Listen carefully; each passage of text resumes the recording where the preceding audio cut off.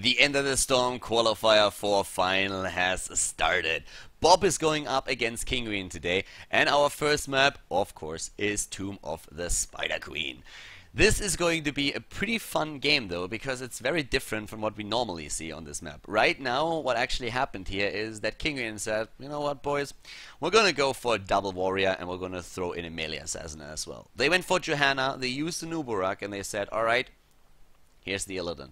We have a Rhaegar, we can really help out with this. We can just make sure that the Ancestral heals Illidan whenever he needs it. We put a Zagara behind us for the damage and the push on the lanes, and we're gonna be golden here. And Bob just looked at that and was like, alright, so you play two warriors, you have a melee assassin in there, well, we can match that. We actually just throw three warriors against you.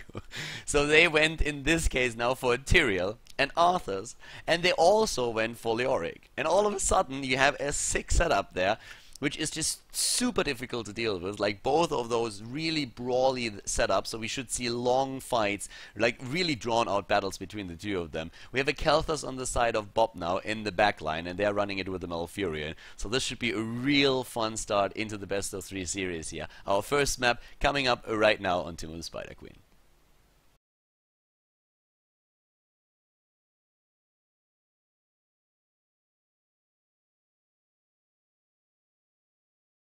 Alright guys, welcome to the final here at the End of the Storm qualifier number 4. Kinguin versus Bob, and to the left side we're having Bob with ADRD on Kel'Thas, Zarmany on Arthas, Bakery and Malfurion, Athera Angel on Leoric, and Snitch on Tyrael.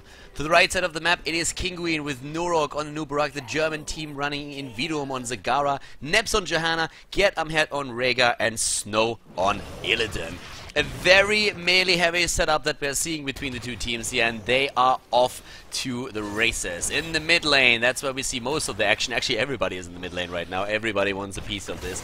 This is going to be good. The first game of the best of 3 series, and as you can see, we have nearly exclusively melee heroes in the game.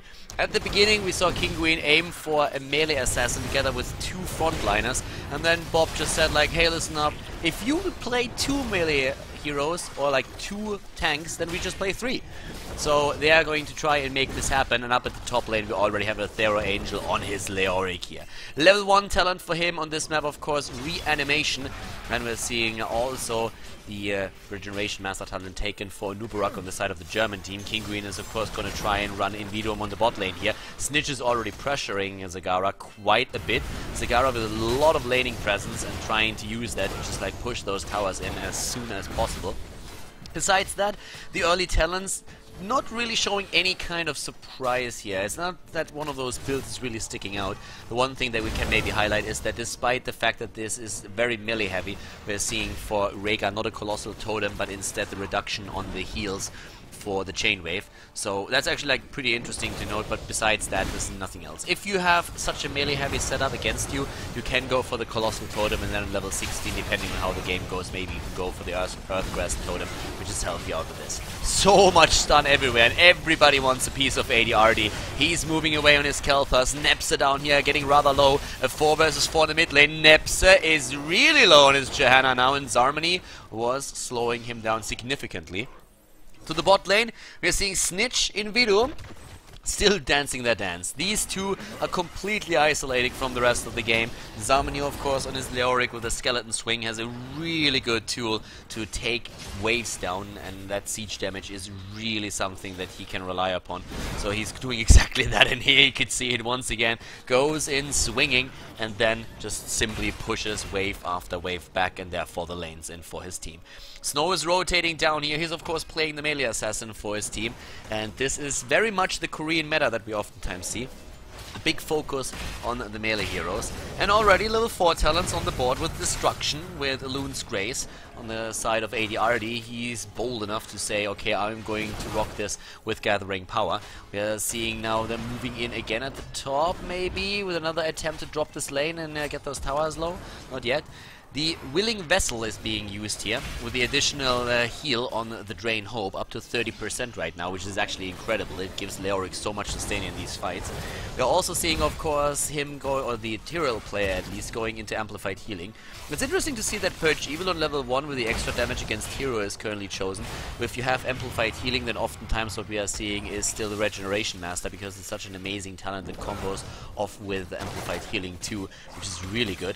Already the attempt by Aethera Angel to turn in, not happening though.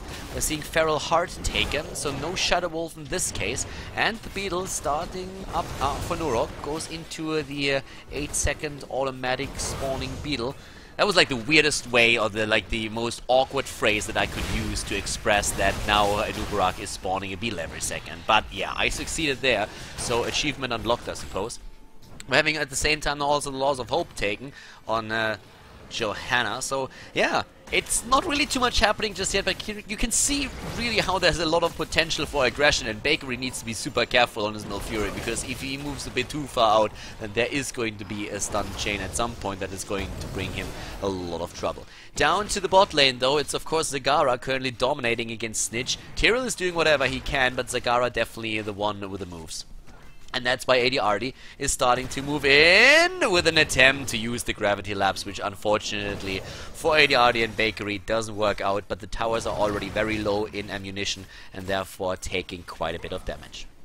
In the mid lane, Nurok, Nebs and Invidum, everybody is still rotating. This is one of the things that you see oftentimes in the European scene, that on Tomb of the Spider Queen there are heavy rotations between the mid lane and the top lane happening with those heroes, and this game is no exception. Aethera Angel is the one who runs most of the gems for his team and is currently trying to turn in once again. We're having them with the Renewal on level 7 now taken, which is basically a healing potion that you can use every 60 seconds. So super cool if you are in Ghost form and you need to revive a bit quicker, then you can use that as well. Tyrael with the expected battle momentum, and over here ADRD not choosing his level 7 talent yet. Fission Bomb is what we would expect. It's the standard build on Khaldor, but apparently he's waiting a little bit longer. The red team actually turning in first, and therefore we see the Web Weavers descending for them right now. Zarmani in the bot lane is in a lot of trouble though. 1 stun, 2 stun. Oh wow, just barely able to get away here. And he's already turning around. He wants to lock down Anubarak with a quick Web Blast thingy. No Web Blast, Howling Blast, there we go. Another blast. But yeah, that didn't really result in a kill, but at least they could pressure Nurok a bit more. The Web Weavers are now pushing in again. And up in the mid lane, Nepsa with the attempt to get ADRD here. Illidan jumping in already. The Web Weavers on the way. A tri-lane in the middle. A quad lane actually, but Gat is rotating down to the bot lane. Bakery is trying to meet the rotation. Zagara is parked at the top lane and trying to push in together with the Web Weaver that is currently going straight ham for the first tower.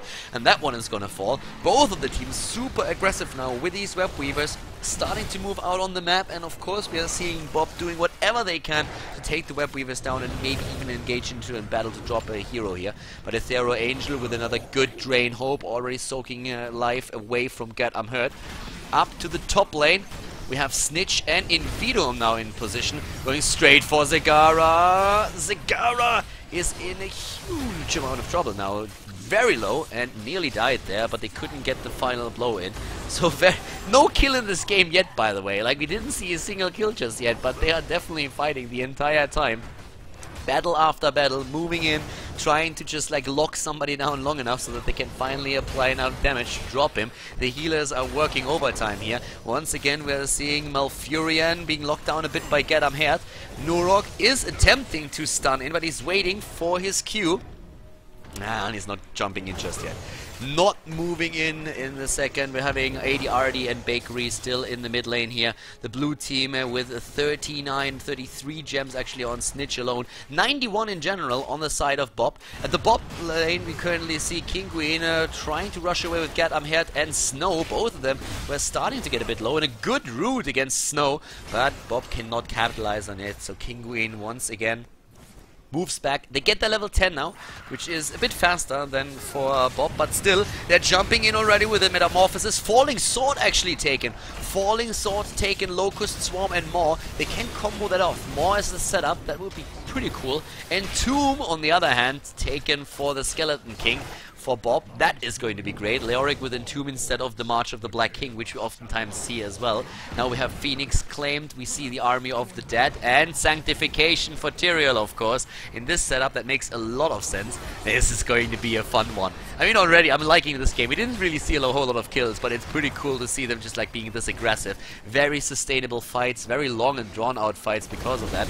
And up in the mid lane, again, another battle between Nurok, Aethera Angel and Nepsa. Everybody just running around, trying to get kills and trying to get damage in, trying to control the turn-in spots. There's 109 gems that we're seeing for Bob now. 109. Aethero alone has 50 that he's trying to put finally to work. And down here, Get Amhead is also attempting, of course, to cancel that. But finally the turn-in. Still 20 gems for Kinguin. And we see 80 on the side of Bob. So now both of the teams on level 11. And the Web Weavers are descending for the blue team. The rotation out to the bot lane. Zarmany in trouble. Get Amhead moves in. But the Army of the Dead, the heroic ability, is ready to help him out. He just teleports back to heal up and also gain mana once again. We're seeing in the mid lane still the pressure play, but everybody's rotating to the top. So Kinguin is currently dealing with the Web Weavers down to the bot lane and the mid lane. The top lane, on the other hand, is the one that is being pressured. Nice root against Invidum. But the Phoenix not able to do enough damage fast enough. Nurok already moving in. Good gravity lapse against two heroes. Nurok and Nepsa need to be careful, but it's a 5-man rotation right now with Zarmany coming back from the base. And also the Wraith Walk has been used now as well. So with that, Aethero stays alive on his Leoric. No kill in the game just yet, but you can't really complain about the lack of brawling, because this game has been one long brawl and nothing else. If you look at damage, we have 12,000 already on Leoric in hero damage, 11,000 on Kalthas and also Arthas, 13,000 on Zagara, 10 on Illidan and 8 on Anubarak. It pretty much just shows that they've been fighting constantly throughout the entire game, but just not enough damage to drop a target, and once that starts, I think we might see a huge snowball happening here. Zarmany actually once again a little bit isolated here, and just like this we have the first kill of the game. The blue Web Weavers are, by the way, descending again. We had Aethero and the rest of the game just moving up to the top to turn in once more, and that was successful. But Illidan going in, Falling Sword already being used as well, and Kalthas gets dropped. Wow, that damage there. The Web Weavers moving in, but Aethero now also dying. Leoric is dead and is trying to revive himself a little bit faster now, of course. He can use the skeleton swing to slow everybody down. That's exactly what he's going to do here, but this is still a pretty tricky situation for them right now. We didn't even have Sanctification being used, nor was Entomb put into play, but the top lane is being pushed. The wall already gone. Level 13 is now on the board for Kinguin. They have the Healing Surge on Rhaegar, a double Burning Rage, and it makes a lot of sense to go for Burning Rage if you play such a melee heavy setup and you're running against an opponent that is also running 3 melee heroes in this case. If you want to include the Rhaegar player, then we have even 4 on the side of Kinguin, by the way. Once again, it's triple. We actually have by now triple Burning Rage. 2 on the side of Kinguin, 1 on the side of Bob. Imposing Will has been used here now too. And look at that 13 talent. No Relentless, no. Instead, it's the Biting Cold with the increased damage on the Frozen Tempest. It's just such a great talent to have, especially when you're up against a setup that runs this many melee heroes. And then, of course, you get so much value out of the Frozen Tempest, and that extra damage is really going to be cool for them. Right now, the bot lane is still being pressured a bit. We have the advantage for Kinguin in experience, at least to a certain extent. But Illidan is he's very, very far away from home. Tries to jump in again. Nice ancestrally. Entomb against Illidan. Oh, he goes in with Metamorphosis. Everybody's turning around and trying to take down Snitch for now. Tyrael is low, is dying. And just like this, Kinguin turning the fight around. But they lose Zagara as Zarmany moves in. The problem is that ADR is also rather low. He doesn't have the level 60 talent yet, but he's going for the Flamethrower, using the range that he has to drop just another Flame Strike. And Leoric leeching away the life of Nurok. The Condemn pulling him in once more, but you should have the cooldown of Wraith Walk still up so that he can escape if need be. Trying to move in again, slowing everybody down. What a fight here. Nice turnaround by Kinguin, but it ends up with a 1-for-1 trade. 4 kills against 1 in total. The Web Weavers for the red team are still active at the top, trying to drop another fort here. This is cool action that we are seeing in the first game of this best of 3 series here at the final of the ETS4 qualifier. Bot lane is of course being dropped now. That fort is not going to make it, and they already lost the one in the mid lane as well. So just like that, a huge lead for Kinguin, taking one structure after another. The bot lane is currently being attacked too, or well, the siege giants are. So another camp is going to be claimed by Kinguin that will put a bit of pressure onto the bot lane, make it more difficult for Bob to move away from this one. Right now, we're having Bakery and Zarmi together with a Snitch moving in and starting to push the mid lane back. What I really love about this game is that we don't see too many melee heavy like teams playing, or like too many melee heavy things, but I really like that the teams adjust to it immediately with those talent choices that we've been talking about earlier. If you are suddenly finding yourself in a different meta, in a different setup, you have to also make the talent choices to really go with this.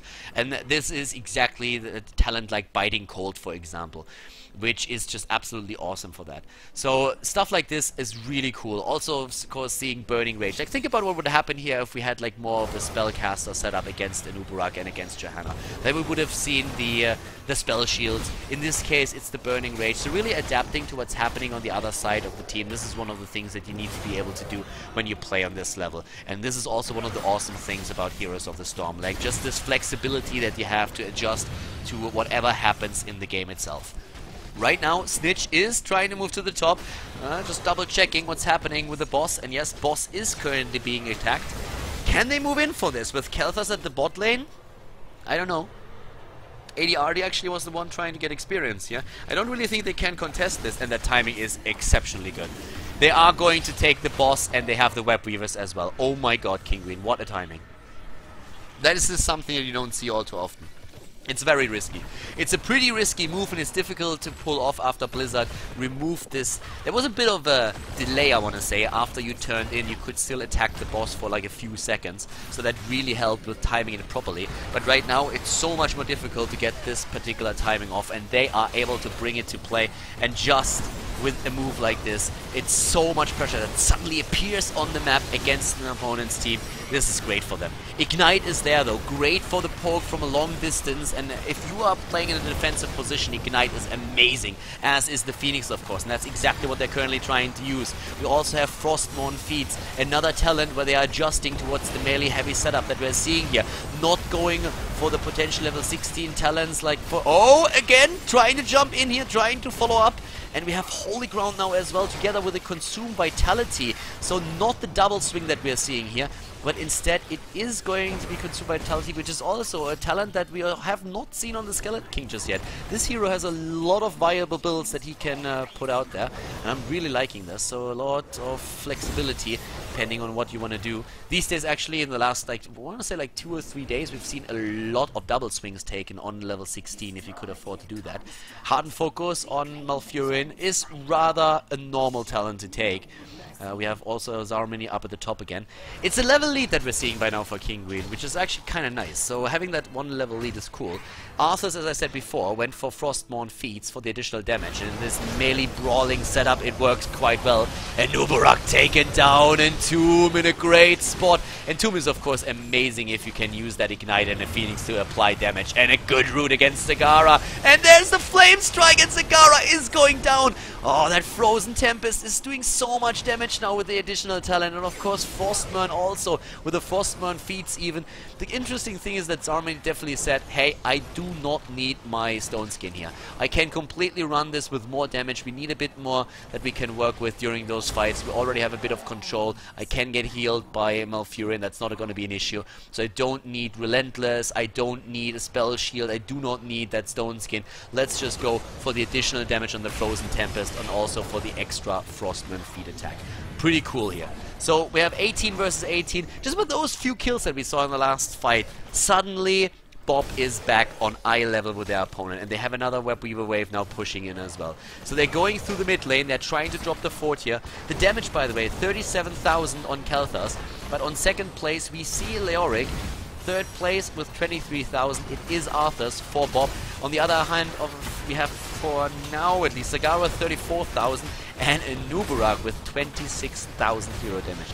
Pretty solid numbers here. The siege damage on Khaldor is also quite unreal. I mean, 140,000, 17, 18 minutes into the game.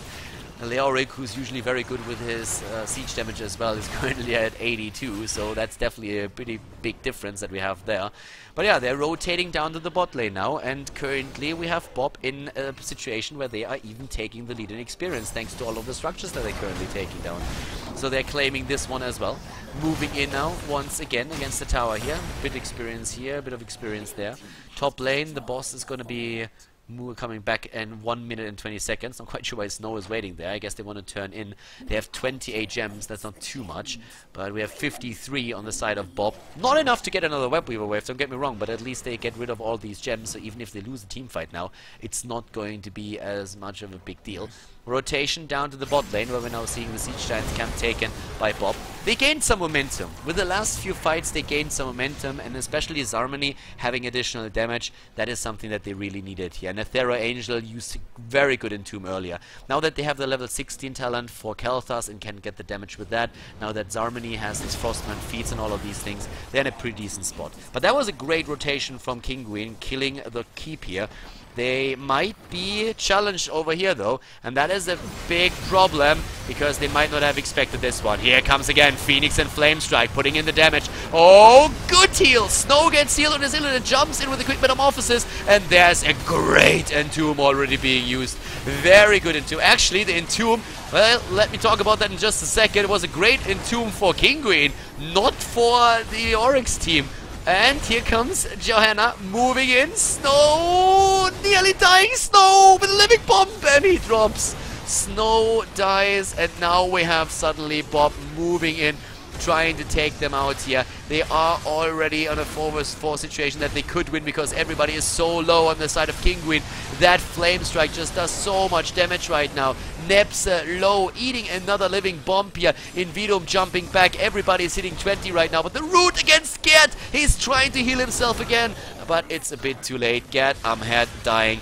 And over here, another attempt by Aethera Angel to move in with his Brave Walk. He still has another Entomb ready. The second Entomb much better than the first one. Actually, like, when I saw that first Entomb, I was like, oh my god, he's so good. He trapped 2 heroes. And then I realized a second later that it was actually Malfurion and another hero of Team BOB that he trapped. He trapped his own teammates. His own teammates got trapped by the Entomb. They still got out of the fight with a very solid, like, with only losing 1 hero. But for a second, that looked like the best Entomb ever, and that thing definitely, yeah, that was a bit awkward, I feel. I'm not quite sure if that was intended, that he put it into this direction, or if he actually wanted to move it into the other side, but that was a little bit weird. Leoric for a second going rogue there. He's like trying to betray his team apparently. It worked all out in the end, I suppose. Level 21 versus level 20 now. We're having in this case a triple, oh my god, it's a triple hardened shield for BOB, whereas we are seeing Demonic Form, Storm Shield, Indestructible, and Hardened Shield taken. But yeah, the sustain on the side of BOB is insane. It's crazy. It's really crazy. Like, they're never gonna die.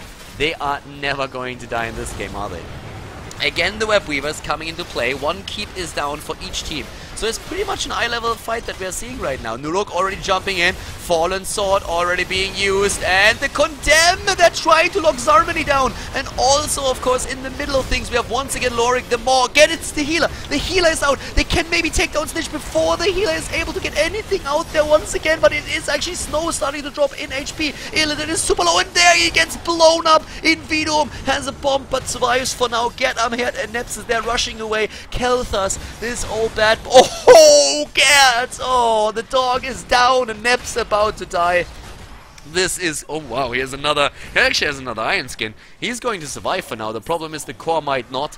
Khaldor is at 87,000 damage now. They were just never able to jump in and take him down. And now suddenly we have BOB on the core in this first game of the best of 3 series. BOB is moving in. The kill against Johanna is sealing the deal. And BOB takes game number 1 against Kinguin here on Tomb of the Spider Queen. Well played and GG. And of course now we are going to jump into game number 2 of the best of 3 series. And Bob wins the first map, but oh boy was that a good game. I mean, the entire time just brawling, an endless battle with nobody dying because there's so many tanks. And especially at the end, that entomb that Leoric dropped there. It got a bit awkward for a second. I was totally hyped. I mean, I see that entomb going down. I'm like, oh my god, he trapped two. And a second later, I'm like, just wait a second. Wasn't Malfurion on the side of Leoric's team? Yeah, so Leoric apparently with a bit of a misclick there. It turned out alright. I mean, they won the game, but still, that was kind of a fun one. So, kind of interested to see what exactly happened there. As is, though, we have the 1-0 lead for Bob, and we're going into game number 2 on Garden of Terror. And again, Kinguin just saying, you know what? It might not have worked in the first game, but the one thing that we really want to do is we want to keep that Illidan in play. So they chose Illidan, they went into an Abathur as well, and they threw in also the Rhaegar. So it's a full Illidan support basically that they're running here. And together with that, they're having at the front line at Johanna, we're probably thinking about something like a Terraria as well, but with all the cleanses around these days, you oftentimes don't really go for that. So it is a Johanna disrupting everything, and we're having an Azebo for the damage in the backline. Bob, they are pretty confident with their own strategies here. They're actually running again a Jaina, which is of course amazing. It's one of the first pick heroes that we have these days. They're having a Vala for additional damage as well, and they don't stop there. They also put a Zagara in the mix, who now can give them some vision on the map. So it's a lot of damage, and it's really a setup where they have a couple of stuns available that they can try to use and lock Illidan down. On level 13 we're going to see for Uther also a Shrink Ray, which is going to be very important against the melee assassin here. They're running this together with an Anubarak at the front line as the solo tank, which is definitely something that you can do. So a very different setup that we see for the two teams. And Kinguin is determined to take this map. They need to take it if they want the chance to win the finals here. They need to take the second map and then force it into a third one. Bob could, with the victory, now clench a 2-0 victory out against Kinguin and take this series. And we're going to find out on Garden of Terror who's going to be able to succeed. So guys, coming up next, game number 2 in the grand final, the best of 3 series at the end of the Storm qualifier number 4.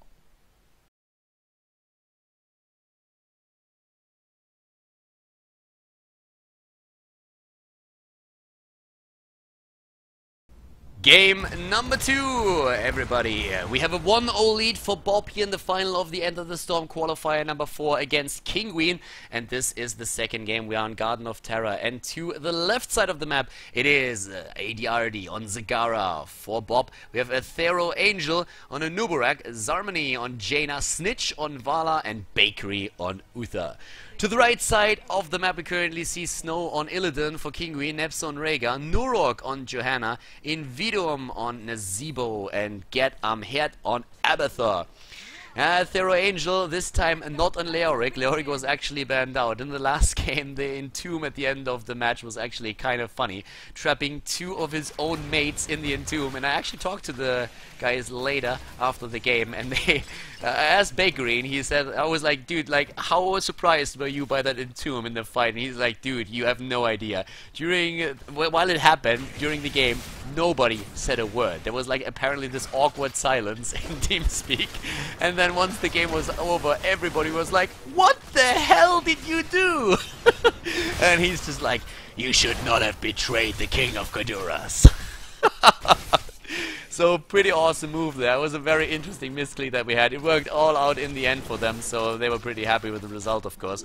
But they are not done yet. They have to win another match. They have to win one more map. They basically have 2 maps now where they can prove that they are the superior team, at least today, and they're gonna try and do that. ADRD on Zagara is of course rocking the solo lane. No surprise here, one of the best heroes when it comes to pushing power. Snow is trying to ruin his day a bit though. And at the bot lane we have that tri-lane with Bakery, Snitch and Zarmani. It's so far a multi-shot build that we're seeing on Snitch, but I suppose that he's at least going for the level 4 arrow talent, if not even for the repeating arrow on level 7 then. Unless he really decides to go into a full multi-shot build, in case of course they would switch a bit and we would see searing attacks later on.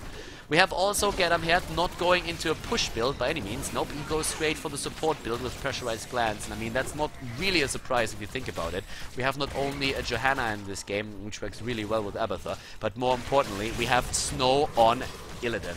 And you want to have that full Illidan support build that is so dangerous. And that is what he is currently trying to put to the test. Nebse is moving in and starting to steal a few of those away. At least he's trying to. But for now we have even splits on the seats. And both of the teams not really committing to anything just yet. Actually, it looks like we saw Kinguin stealing 2 away. Sneaky, sneaky. So up here, up in the top lane, Snow with Illidan. Oh, Illidan actually needs to be a bit careful. AD is just super annoying, especially of course when those Hydras come into play. There's the arrow, as already predicted, and the build for Vala, and we're also seeing a Snowstorm taken now with the increased radius. It's pretty cool when you even see the Snowstorm talent taken later on level 13. Doesn't happen all too often.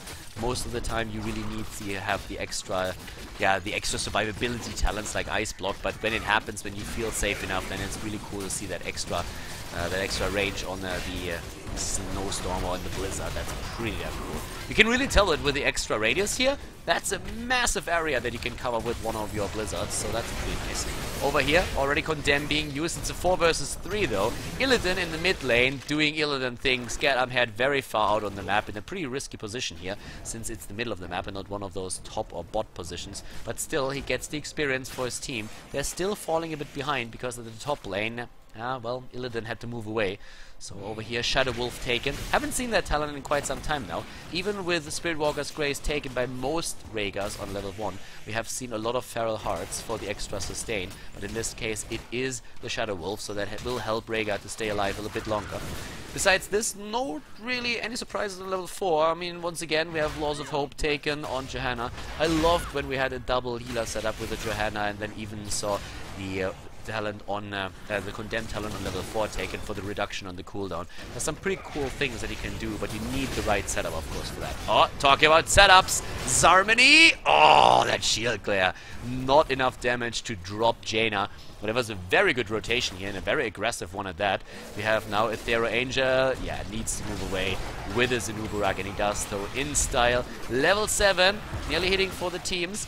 We have a lot of seats actually claimed on the side of, well, it was a little bit sad. We had a lot of seats claimed on the side of Bob, but ADRD and his boys could not really get the ones up here at the top. The rotation of Kinguin was fast enough to deal with this. Max damage build with a repeating arrow now also taken on Vala. Down here at the bot lane, it's only Gedamhert who can really like try and take them out. And of course, when you watch his stream, you know that he has, well, he's actually like, he has a very special stream, I want to say. He has that sleeping blanket that he always uses, and that's why this particular Abathur skin works extremely well with this. So, Gedamhert und die Kuscheldecke mal wieder am Start. Up to the top lane, we have Zagara still starting to pressure this in. But you can really tell that, for now at least, Nazeebo is doing really well with keeping the pressure up, because those towers still have their full ammunition, and that's pretty rare to see against the Zagara. Illidan is now just doing Illidan things, taking camps on his own, and that's exactly what he should do. There's very little that he can do as an Illidan at this point of the game. Moving in and getting a kill is a bit unlikely unless you have somebody who really start a stun chain, and in this case, getting those camps really relieves a bit of the pressure. Zarmany pausing the game for a second, and that's pretty cool for us because it allows us to go over a few things. First of all, we see Illidan now taking the camps on his own, but at the same time we have Bakery and Zarmany doing basically the same thing down there. They can't really go for a claim on the Bruiser camp as fast, so they go for the Siege Giants first. We have them now also taken with Frostbitten on level 7. We have also Leeching Scarabs. Important here is also to note that we're seeing the Conviction taken on Johanna, which actually gives her the extra movement speed. So if you really want to engage into a fight, you can make that happen and then position yourself a bit better while using Condemn. It's pretty cool talent to have. The disadvantage is you cannot get your Condemns off as often as if you would have gone into battle momentum. So both of the talents are absolutely viable. It just really depends on what you want to do in those fights. Do you want to get the extra Condemn off, or do you really just want to chase down a target and try to position yourself a bit better in these fights? The bot lane, talking about positioning, Nurok is already putting that talent to use, but Snitch of course has Vault and can simply move away and then turn around again. We are seeing Snitch in exactly this situation, and the combo attempt by Nebse, using now also the totem to slow him down. But Snitch is still there, he had the well up, so he could go in, and we have also Zarmany with the attempt to at least like put some pressure onto Nurok. Both of the teams just aiming for experience. That's the most important part right now. Try to hit level 10, try to just like get that heroic ability first and maybe capitalize on that. Ethereal Angel on Anubarak already had to move away here, and the level 10s as expected, maybe with one exception, as Norok... Oh, Norok dies down to the bot lane. But we have a couple of really nice touches here. First of all, we have a strafe. Not really a big surprise if you think about the heroes that we're seeing on the side of Kinguin. They don't have a lot of stun. They have, of course, or they will have a Blessed Shield. There it is, Blessed Shield already being used. And we are also seeing Condemn. And that's two of the abilities that can really screw a bit with Vala's Strafe.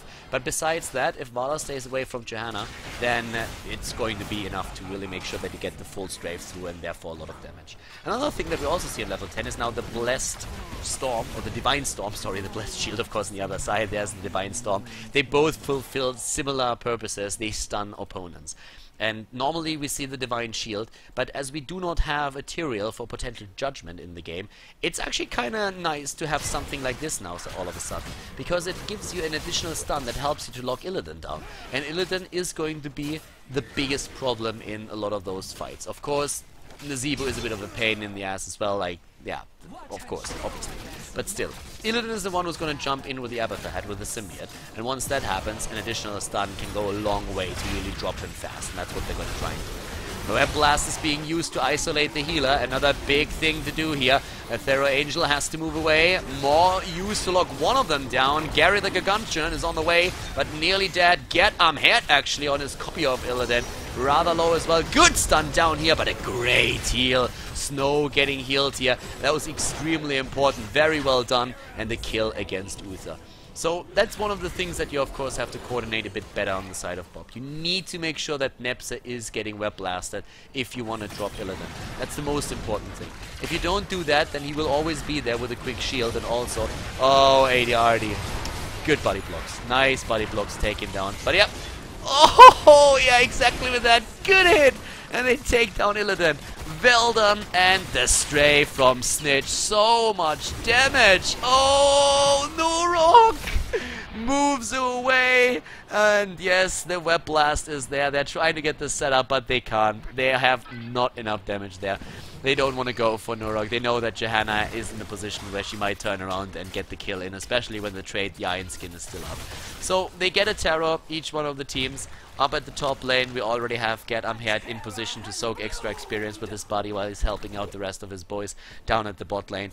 But yeah, this is going to be pretty solid. You could see that Web Blast, I was trying to finish my thought earlier and was interrupted by the kill against ADRD and the fight that happened afterwards. But the best setup that we can see in one of those team fights is a Web Blast on Nebza to make sure that they can focus on Illidan right afterwards. Now over here, Unstoppable for a second thanks to the cleanse on Zagara, could move away and make sure that she doesn't die in this particular encounter. Level 13 talent for both of the teams now. The top lane, by the way, look at that. Zarmany is right there and Amhead, what? Like, what is the slug doing? He's just changing bushes for a second, and apparently Zarmany didn't really pick up on that yet. So that is a picture that you don't see all too often. This one as well, he's just saying like, fort? What's a fort? I want to keep. I go straight for the keep here. But the slug alert! Oh, he gets him! He gets the Abathur. Oh, get taken out here. I mean, this is one of the most embarrassing deaths that I've seen in quite some time for an Abathur. Well, I guess not too much. Once you're in position there, you are basically hoping and praying that it doesn't see you. But being annihilated by a walking tree, I don't know, like as a space slug, that's always a bit of a problem. This here is another completely different story though. How could they not see this? I mean, for some reason, Bob did completely neglect Snow. And Snow is just going to take the keep. It's just going to be, well, I might die for this, but thank you very much. Keep is down. 10 minutes into the game. Snow dies. Now they are here with 5 heroes, but before that happened, they didn't really care about that. They were brawling and they were fighting. They got more seeds, and that puts them into a decent position to get like enough. They will actually get another one, aren't they? Yeah, they will get another plant. The problem still is that the keep is down. They just lost the keep. They just lost the keep in this situation, and that shouldn't have happened. We have Fanatic, Hold Your Ground actually taken on the side of Johanna now. Besides that, Frost Shot, of course, for Vala. Not a big surprise, considering that she went for the composite arrows in level 1 with the increased range on her multi-shot. And to control Illidan, that Shrink Ray on Uther is super important, very important actually. We have also, of course, for Nazeebo by now the Ice Block. But a pretty pretty interesting situation right now. The fort is still alive, and then behind that there's a whole bunch of nothing. So yeah, they have to really make sure that they somehow hold on to this fort. And there is of course nothing, like, just in case that you didn't know, you need to take both down, not only the keep for the catapults to spawn. So right now this wave is not pushing in extra hard or anything. But it's much easier to kill the fort here at the front line than going all the way for the keep and dropping that. So that's one of the things to really consider. Get Amhead with a copy again on Illidan. The double Illidan is starting to move in. Top lane was pushed a bit earlier, but doesn't really matter anymore. It's now again the plant moving in. Snitch is trying to get the 16 talents already ready for Bob, and they are trying to use that now to get a bit of an advantage here. They can drop Norok. Oh, the heal. Oh, well done. Ancestral healing. Barely saving him, but he's again low. Norok is again super low in this case, and they are moving in once more, trying to now drop, of course, the fort here. Johanna is already dead, and with the 16 versus 16 talents, yes, we finally have the tidal wave on the side of Rhaegar, and also, of course, the leaving spiders for the Zebo. But it's already a bit too late. There's still a plant walking through the mid lane. They're also having a 4 versus 5 situation, and that gives huge advantages to Bob now, and they are trying to use those to just take down maybe a keep as well. Oh, if they can get the kill against Illidan, that would be exactly what they needed, and yes! This is it. If you get a giant tree hit in your face, that hurts a lot, and Illidan can confirm because he didn't like that too much. 20 seconds on the plant, and that's a lot of pots that you can drop. They might get the keep, and that would be the first lane that pushes in with catapults. Illidan is still down for another 20 seconds. Can they get the kill here? 8 seconds on Snitch's plan. They're trying to drop it. They should be able to. I mean, at this point, Abathur is of course going to help out. There's Gary the Gargantian, 14 seconds for Illidan. Oh, Snitch is low, but he has strafe, and they kill Nurok again. They kill Nurok with a good strafe, and the copy of good. Oh, the copy, the Abathur copy drops Vala. The keep is gone, but get Amhead with this Abathur, or yeah, with the Johanna copy. Drops Vala with a condemn and a shield glare afterwards. I do think that Snitch did not really see this one coming. When it comes to experience, they are still a level ahead. We have Gerd Amher doing his thing down here, trying to soak a bit of experience. By now, of course, we're also seeing Snowback in the game, and that immediately results in more camps taken. So they are moving in for those. Siege damage, 86,000 on the side of Vala. We're having 80,000 on the side of, yeah, well, Gerd with his Abathur. When we're talking about damage against heroes, yeah, look at this. They're trying to take down the fort here as soon as they can, just because they know if they do not get the fort down, then it's only their wave or their lane that is going to spawn without the catapults. Catapults over here, catapults over there, so it's all good. It's still an even game. We have the lead in the best of 3 series, of course, for Bob, don't forget about that, but still, in here it is still an even game, and well, we are gonna have some fun here. Once more the attack against the seeds. Here comes the Condemn on the side of Nurok. We're having Abathur soaking extra experience down at the bot lane, and up here at the top we still have the Siege Giants starting to push in, and Bob is pushing their way into the plant now. They want to have another one, and we have still small camps down to the bot lane. This is exactly where Illidan is currently headed. But this big plant over here, the big Garden of Terror, is already attacked. Nurok is double checking. It's just like flying in on his Hearthstone card saying like, hey boys, are you taking the card? The plant. And as that is the case, he's rotating down to the bot lane because they're saying, as long as you are occupied up there, we can take the Garden Terror down. They should be able to get a Terror on their own, and this is still pushing. And this is really dangerous now. This is very, very dangerous. The longer the fight at the bot lane is going to last, the more damage those 2 Siege Giants are going to be able to dish out. Gerd with a copy. The copy is about to be gone, and here comes Metamorphosis being used. Snow jumps in. Uh-oh, Zagara is not great. More on the other hand from ADRD. Gary is down, the Gargantian is dead, and here comes another good Condemn from Nurok, but they're still all alive. That was a great stun that we saw from Bakery. Illidan is dead as Vala gets a complete strafe off. They drop Nazebo and they drop Johanna, and they didn't, I can't believe it, they deny the plant to Kinguin. Kinguin is at 98, and oh my god, 2 seats were missing. There are 2 seats still on the map, one here and one here. Abathur could maybe get them. Well, I don't think so. But they're trying to go for core. They don't even take the plant. They are leaving the plant. The plant is gonna die. What on earth? They are trying to take the core against an Abathur. This is not gonna be easy, but it's probably gonna work because 3 heroes are dead. The plant is ready in 3 seconds. They're gonna lose it if they're just gonna go for it, but they will win the game because they have the damage that they need to drop the core and finish what they started. GG, as Bob takes the game, takes the tournament, wins the final with a 2-0 against Kinguin. Great play.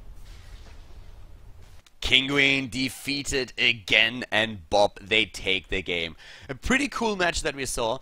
A lot of back and forth action, and in the end it was that one fight that Bob was able to win there, where they just suddenly said, guys, don't even bother with seeds, we got this. We have the keep down already. And talking keeps, it was super fun to actually see Kinguin with that one plan just simply walk past the fort and say like, alright, why would I bother with that fort? I can kill the keep right away, can't I? So they dropped the keep before they kill the fort. That was actually pretty fun.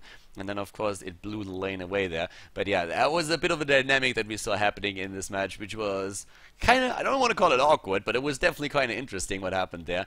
At the end of the day, it's then again Bob though who wins the match. They take this team fight to drop 3 targets and just say like, alright guys, let's go for core. We already made sure that there is no keep in the mid lane anymore, so we can just like move through and take down the core. And they did. So in this case, they clenched out a 2-0 victory against Kinguin. And that is the 3rd tournament that Bob wins in a row now. They participated already in a few tournaments just like 2 weeks ago. And then of course in the last week we didn't really have too much going on besides the Road to BlizzCon matches, where Bob unfortunately was not able to play. But right now that's the 3rd tournament victory that they clenched out there. So really successful team. They are definitely on the rise, and it's going to be super interesting to see how much they can accomplish in the next few weeks. As is though, congratulations to the victory here today. Great performance by Bob. Kinguin also with a solid play. They reached the finals, came in 2nd place. So very solid and also commendable. But it's Bob that took the tournament here. So congratulations once again. I hope that you guys enjoyed the series too. If you did, make sure that you give the video a thumbs up on YouTube. If you have any questions, then ask them in the comment section. And if you haven't subscribed to the channel yet, you should definitely hit that sub button. It's about time. And I see you guys with more Heroes of the Storm content on the channel here soon enough. So have a great day and see you guys soon. Bye bye.